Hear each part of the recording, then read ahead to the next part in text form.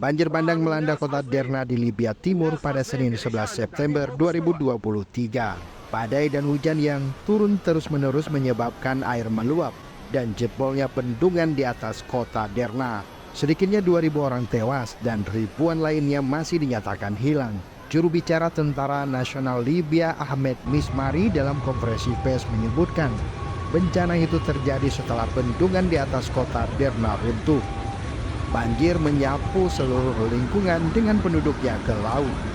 Mismari menyebut jumlah orang hilang diperkirakan sebanyak 5.000 hingga 6.000 orang.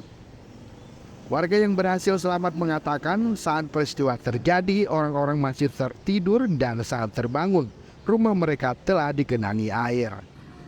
Parlemen Libya yang berbasis di wilayah timur mengumumkan 3 hari berkabung atas bencana alam dahsyat tersebut.